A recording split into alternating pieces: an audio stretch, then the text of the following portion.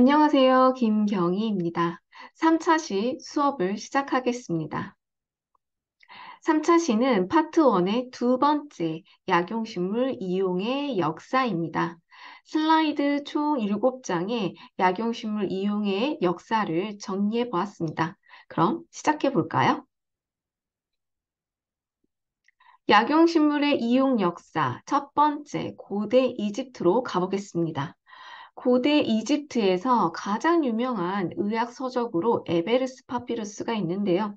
이 에베르스 파피루스는 BC 16세기에 기록된 고대 이집트의 유명한 정통 의학 문서 중에 하나입니다.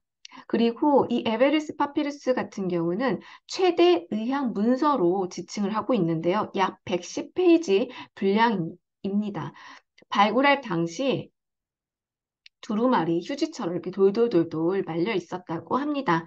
실질적으로 이 에베레스트 파피루스에는 이렇게 한 페이지 한 페이지 별로 내용이 굉장히 많은 내용들이 이제 기록해 되어 있다고 하는데 이게 무려 한 110페이지 분량이라고 하네요. 다행스럽게도 이 고대 이집트어를 번역을 해서 현재는 영어로 번역된 에베르스 파피루스가 있습니다. 그래서 다행스럽게도 이 에베르스 파피루스에는 어떤 내용들이 있는가 이제 우리가 살펴볼 수가 있는 거죠. 이 책을 살펴보면 877예의 처방을 포함해서 여러 가지 질병 또는 징후를 기술하고 있는데요. 심지어 수술요법도 12개씩이나 포함되어 있었다고 합니다. 에베레스 파피루스의 경우 떻게 보면 종합병원 책이라고 보면 될 것 같은데요. 이 질병 중에 내과, 눈병, 피부병, 두 팔, 두 다리의 병, 그러니까 온몸이 아픈 거에 대해서 그거에 상세 설명, 그 다음에 심지어 머리 부분의 질병, 그 다음에 부인병, 외과학. 외과학 같은 경우는 여기 수술요법에 미리 설명이 되어 있죠. 그래서 외과학 등 다양한 분야에 대해서 아주 상세하게 설명이 되어 있었다고 합니다. 그래서 이집트인이 경험적으로 병의 치료에 사용한 식물이 또한 상세히 기재되어 있는데 그래서 제가 이 에베레스트 파피루스를 선택을 한 것 같습니다.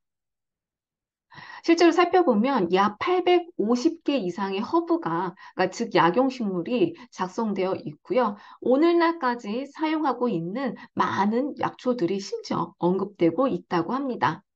실제로 보면 여러분들 선생님들 에베레스 파피루스를 이제 보면 의학 서적으로 이렇게 막 기록이 되어 있잖아요. 실제 발굴되는 벽화들 중에서도 어떻게 보면 이집트 벽화가 굉장히 유명한 이유가 벽화 속에 그 사람들의 실제 생활상이 담겨져 있다고 하잖아요. 거기에 따라서 이 벽화에는 이렇게 병을 치료하는 의료 행위하는 벽화들도 함께 발굴돼서 이 당시에도 병원 즉 의료 기술이 발달했구나라고 이제 유추할 수 있는 그런 부분이죠. 자, 실제로 그 책에 살펴보면 다양한 치료 예법 중에 하나인 에베레스 파피루스 치료법 예 중에 하나인 당뇨병에 대해서 살펴보면 이 당뇨병을 치료하기 위해서 다양한 약용식물들을 달달달달달달 끓여가지고 마셨더니 이 당뇨병이 치료했다더라라는 그런 내용이 있어서 이렇게 치료법 예로 하나 제가 여기다가 하나 써봤습니다. 참고하시면 될 것 같습니다. 자, 이어서 에베레스트 파피루스 외에도 카운 파피루스가 있는데요. 이 카운 파피루스는 이집트 최초 의학 기록서라고 알려져 있습니다. 이것 같은 경우는 에베레스트 파피루스보다 이전에 기록된 의학 서적으로서 세계에서 가장 오래된 의료 기록서로 알려져 있습니다. 이 카운 파피루스의 경우에는 산부인과 의학책, 즉 불임, 요실금, 피임 방법, 인심 확인, 출산 등 정보 등등등, 그러니까 산부인과 책이라고 보면 될 것 같습니다.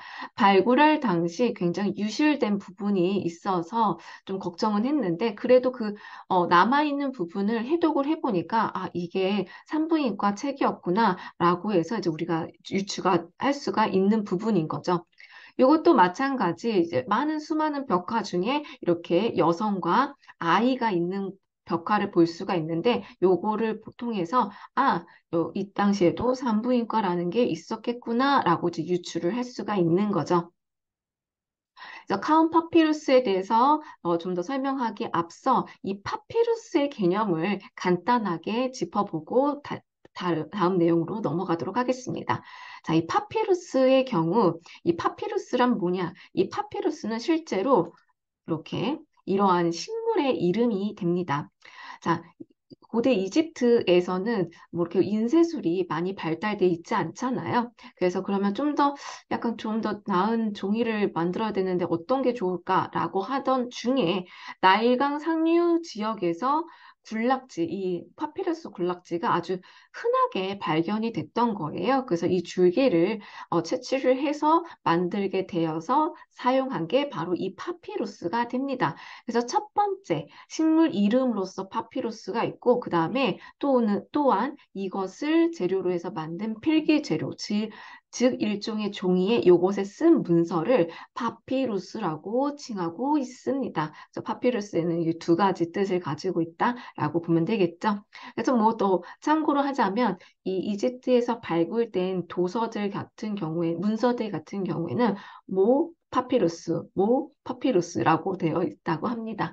자, 그러면 파피루스라는 단어가 나오면 이거 이집트에서 발굴된 문서구나라고 해서 또 이어서 설명도 해줄 수가 있겠죠. 참고해 주시면 좋을 것 같습니다.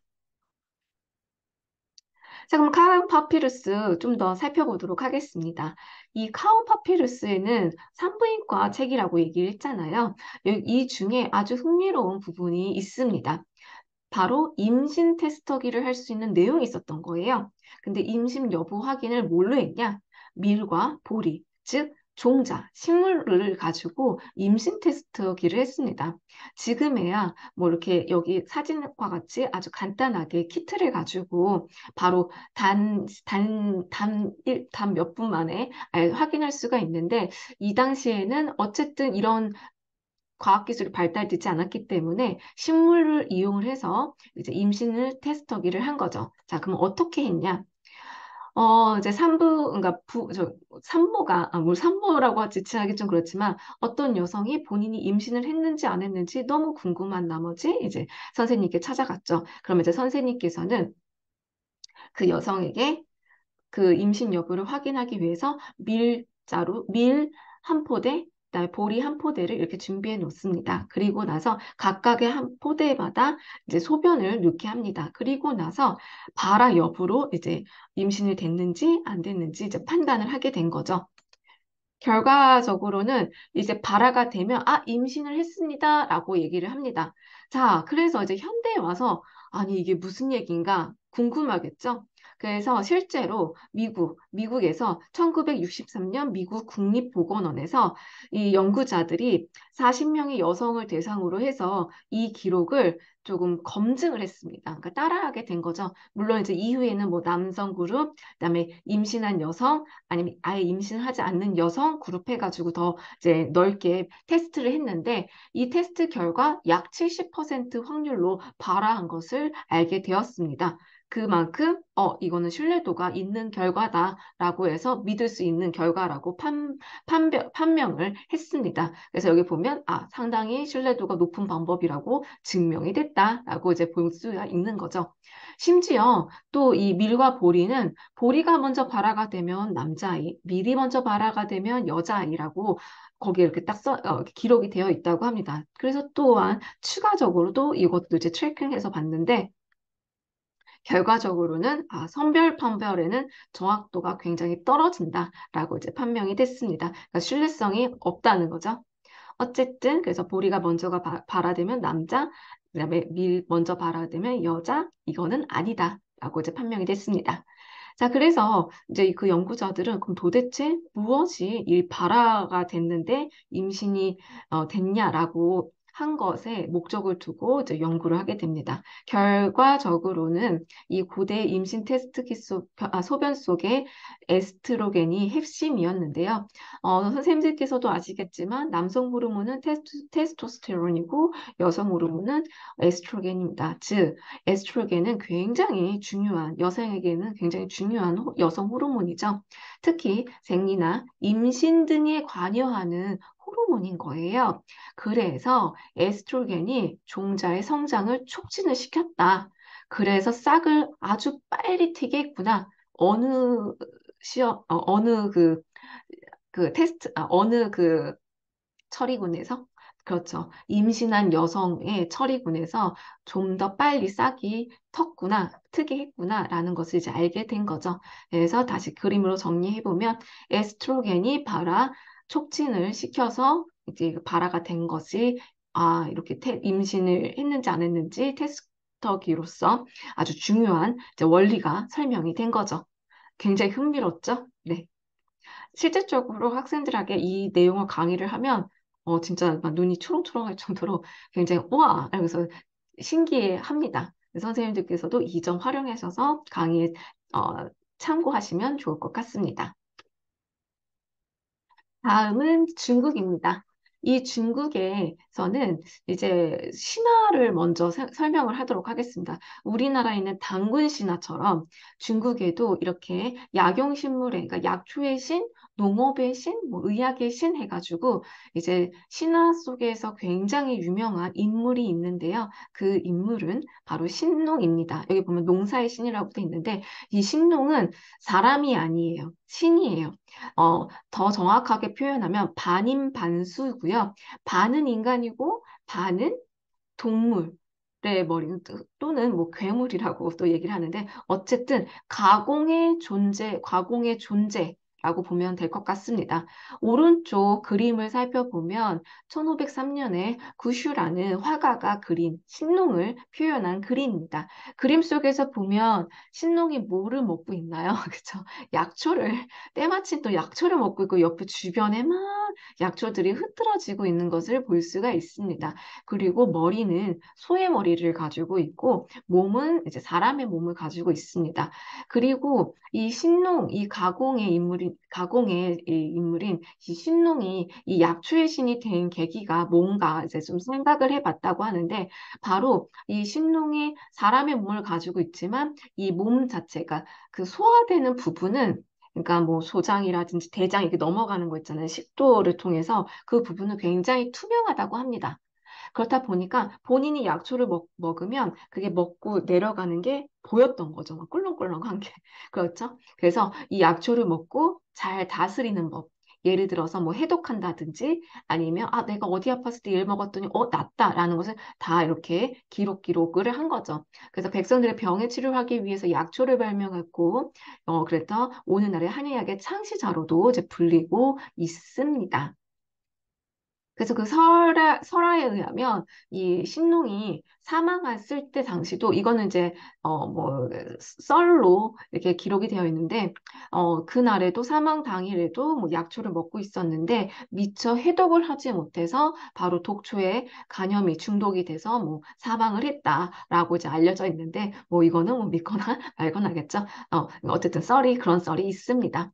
그렇다 보니까 그 중국의 이렇게 한의학계에서는 신농을 굉장히 이렇게 했던 것 같습니다. 그래서 중국 후한에서 삼국시대 사이에 이 본초서가 만들어지게 됐는데 이게 이제 바로 본초경입니다. 그런데 이 본초경 앞에 이 신농을 너무 이렇게 추대하다 보니까 거기 앞에다 신농을 붙인 거죠. 근데 이제 과거에는 이제 신농 본초경이라고 했는데 현대에 와서는 이제 구글 검색이나 네이버 검색하게 보면 본초경 또는 본경이 더 많이 알려져 있습니다. 이게 바로 한의학 최초 저서로 된 한의학서라고 보면 될 것 같습니다. 여기에는 365종의 약재를 나누어서 서술되어 있습니다. 아셨죠?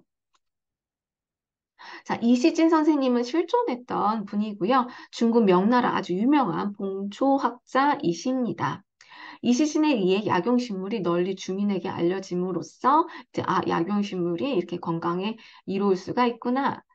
이런 식으로 이제 알려지게 된 거죠. 이시진 선생님의 저서 중에 가장 유명한 본초 강목이 있습니다. 이것은 이제 중국 양리학을 종합해 펴낸 약학서로서 총 52권, 아까는 1권이에요, 선생님들. 근데 이거는 총 52권으로 되어 있고, 무려 1892종의 약용 물질들이 있고, 그 다음에 11,096종의 처방전까지 여기에 다 모두 기술이 되어 있다고 합니다. 그리고 그러니까 훗날 이제 뭐 이거 2011년인데 2011년에는 유네스코 세계 기록 유산으로 등록이 되어 있습니다. 훗날 조선의 동의보감, 허준 선생님께서 집필하신 동의보감에도 많은 영향을 미쳤다고 알려져 있습니다. 자, 그러면 우리나라 넘어가겠죠? 넘어가 봐야겠죠? 자, 한국입니다. 한국에서는 동의보감, 즉 조선시대 의관 허준 선생님께서 저술한 의학서적인 동의보감이 가장 유명하고요. 이 동의보감의 경우는 17세기 동아시아 의학을 집대성하여 지금까지 의학 발전에 아주 많은 영향을 미치고 있고요. 무엇보다도 이렇게 세계적으로 학술적 가치를 높이 평가받고 있습니다. 동의보감은 25권, 으로 이렇게 구성이 되어 있고요. 국보 제319호입니다. 그리고 본초 강문보다 좀 더 앞서 2009년 7월 31일에 유네스코 세계기록유산으로 지정이 되었습니다.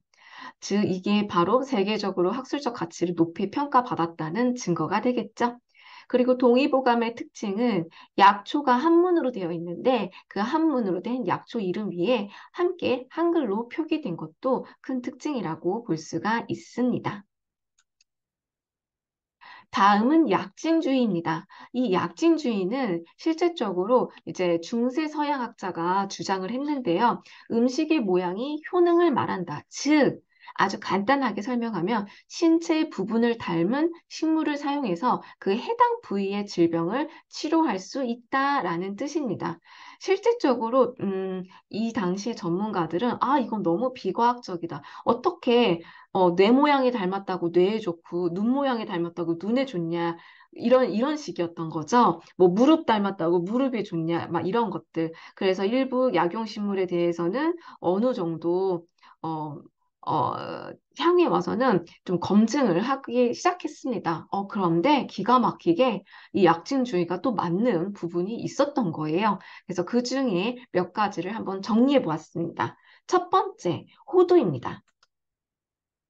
자, 호두 단면들을 볼까요? 진짜 사람의 뇌 모양처럼 이렇게 생겼네요. 자, 그래서 이 당시에는, 이제 약진주의자들이, 이 호두, 뇌처럼 생겼으니까 무조건 뇌에 좋다, 머리에 좋다라고 한 거죠. 그래서 이게 무슨 소리냐고 했는데, 현대 과학이 발달되면서 이제 분석을 해보니까 실제 뇌에 도움이 되는 성분이 진짜 호두에 있었던 거예요. 오메가3 지방산이 풍부했는데, 이것은 실제로, 치매를 좀 억제해주는 이제 성분이고요. 그리고 포화지방산, 나쁜 지방산이 아닌 불포화지방산이 또한 호두에 풍부하기 때문에 이러한 또 불포화지방산은 집중력이나 기억력 향상에 많이 도움을 준다고 알려져 있습니다. 불포화지방산이 많이 포함된 것들은 호두 말고도 다른 모든 일반적인 견과류에는 일반적으로 대체적으로 불포화지방산이 포함되어 있습니다. 요건 참고입니다. 다음은 당근입니다. 당근은 지금 단면도를 보면 어떻게 됐나요? 그래서 눈동자의 홍채와 조금 비슷하게 생겼죠. 그래서 이 당시에는 이거 눈에 좋아라고 한 거죠. 근데 이제 그 당시에 사람들은 이게 무슨 말이냐? 이제 무시를 했죠. 하지만 실제적으로 이제 현대에 와서 또 이거를 또 검증해 보니까, 분석해 보니까, 실제로 루테인, 베타카로틴, 바이타민 A가 풍부했던 거예요. 이것만 딱 세 가지만 들어도 선생님들께서는, 이거 눈에 좋은 건데, 그렇죠? 이런 것들이 또 눈에 좋은 걸로 이제 또 이제 판명이 난 거죠. 그래서 실제적으로 시력 저하라든지 백내장, 야맹증의 예방이 될 수 있다. 예방되는 효과를 가지고 있는 게 당근이었다라는 것이죠. 세 번째로는 토마토입니다. 토마토 단면을 하면 좀 억지스럽긴 하지만 약간 좀 심장과 닮았다. 이게 심장과 닮았다고 볼 수가 있는데 그 당시에는 이렇게 심장에 닮았으니까 매일매일 하나씩 먹어라라고 했는데 사람들이 이게 무슨 말이냐라고 한 거죠. 근데 실제로 이 토마토에는 섬유질, 바이타민 B, 바이타민 C, 칼륨이 특히 칼륨이 많습니다. 특히 이러한 성분들은 중성 지방을 낮춰주기 때문에 심혈관 질환 예방을 굉장히 도움을 주고요. 그다음에 혈액순환은 그러니까 그렇다 보니까 심혈관 그러니까 막혀 있는 것을 살짝 그러니까 질환하는 예방에서 뚫어주잖아요. 그렇다 보니까 혈액순환을 원활하게 개선시켜주고 이어서 그러니까 더불어 고혈압 위험을 낮춰주는 그런 좋은 이제 채소인 거죠. 그래서 토마토가 이러한 효능을 가지고 있다는 게 이제 검증이 되었던 거죠. 그 다음에 이거는 이제 맨드레이크 또는 만드라고라고 또 하는데 이 닮은 모습이 뿌리 부분하고 좀 똑같습니다. 뿌리 부분이 사람하고 똑같습니다. 그러니까 이거는 전체적으로 아, 사람에 좋다라고 한 거죠. 그래서 이 만드라고라 같은 경우는 실질적으로 지금 왼쪽에 있는 제가 호두라든지 당근이라든지 토마토 같은 경우는 지금 현재에도 우리가 쉽게 구할 수 있는 재료긴 한데 이 만드라고라 같은 경우는 지금은 구할 수가 없는 그런 식물입니다. 이 만드라고라는 세계 괴물백과 110종이라고 실제 선생님들 그 책이 있거든요. 거기 110종의 괴식물, 그러니까 신화와 전설 속에 110가지 괴물 이야기라고 해가지고 괴식물이라든지 괴물들이 막 나와요. 그 중에 하나가 바로 이 만드라고라가 거기에 딱 기록이 되어 있습니다. 그래서 실질적으로 1390년 판에 건강 백과 사전에 이렇게 맨드레이크가 나와 있거든요. 그래서 제가 매번 이 강의를 하면서 처음에는 아이 뭐 있었겠어라고 생각했는데 제가 생각했을 때는 진화론적으로 따졌을 때 제가 이제 그 관점에서 보잖아요. 지금 현재 있는 식물들이 과거에 있는 식물들이 계속 이어져 왔을까요? 아니에요. 일부의 대다수의 식물들이 환경이 변화가 됨에 따라서 아니면 기후 변화에 따라서 도태되거나 사라지거나 아예 진화를 하지 못한 식물들도 굉장히 많습니다. 반면에 그 변화된 기후나 환경 조건에서 거기서 살아남은 그러니까 진화된 식물들이 이제 지금까지 왔다고 보면 돼요. 그래서 제가 생각했을 때는 이 맨드라고라는 과거에 있었겠다. 하지만 그 이제 점점 진화되는 뭐 환경, 기후의 속에서 얘네들은 이제 원시식물로서 버티지 못하고 도태되지 않았나라는 생각이 듭니다. 제 개인적인 생각이지만 어쨌든 선생님들도 참고하시면 좋을 것 같고요. 어쨌든 이 뿌리 부분에 여기거든요. 사람 모양 굉장히 조금 섬뜩하죠? 아, 섬뜩합니다. 섬뜩한데 이 뿌리에 강력한 환각과 마약 성분이 있어서 이 당시의 사람들은 이것을 굉장히 많이 활용을 했다고 합니다. 실제적으로는 뭐 마약 성분을 해가지고 이걸 활용한 건 아닌 것 같고 이 성분을 가지고 불면증 치료라든지 마취제로 사용을 했다고 합니다.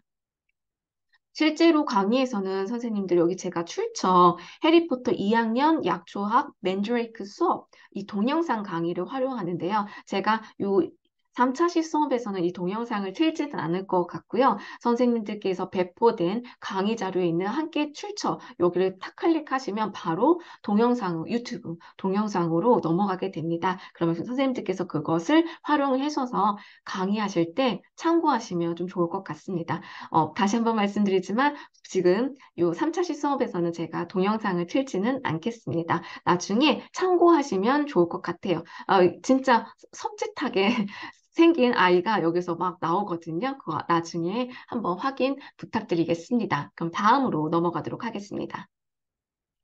자, 이제 그러면 이제 좀 정리를 해보려고 하는데요. 뭐 이집트 시대, 뭐 중국, 아니면 이제 우리나라, 그 다음에 뭐 약진주의, 뭐 이런 것들을 약용식물을 역사를 통해서 다양한 내용을 살펴봤는데요. 이제 현대에 와서는 이제 19세기에 드디어 이러한 약용 성분들을 이제 점차 하나씩 하나씩 분리하기 시작합니다. 옛날에는 이런 과학 기술이, 그러니까 분리 분석 기술이 발달하지 않았기 때문에, 아, 이거는, 아, 좋았겠다. 아, 이거는 뭐뭐 했겠다라고 이제 정리를 했지만, 이제 19세기 와서는 이제 그러한 약용 성분들이 점차 분리되기 시작하면서 이제 의약품 개발하는 데까지 이어져 오고 있습니다.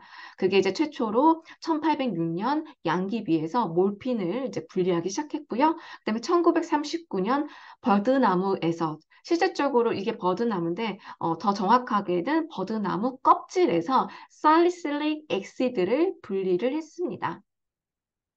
이 살리실릭 엑시드는 살리실산이라고도 하고요. 실제적으로 이 살리실산이라는 거는 병 저항성, 뭔가 병용균에 침범이 됐을 때 식물이 가지고 있는 호르몬 중에 하나예요. 그러니까 병 저항성을 가진 식물 호르몬 중에 하나로 이 살리실산이 있는 거죠. 이 살리실산은 실제로 식물이 병원균에 감염이 되면 이 살리실산을 이렇게 막 발현을 시켜요. 형성을 해요. 그래서 방어 기작에 관여하는 유전자 발현을 촉진하게 됩니다. 그래서 이것을 활용을 해서, 이용을 해서, 이런 기작작용을 이용해서 향후 1853년 처음으로 이 아스피린이라는 것을 합성하게 됩니다. 이 아스피린의 효과는 바로 해열작용, 열을 떨어뜨리는 작용을 가지고 있는 의약품인데요. 이 아스피린 자체를 이제 그 의약품 이름, 제품 이름으로 함께 동일하게 사용하고 있습니다.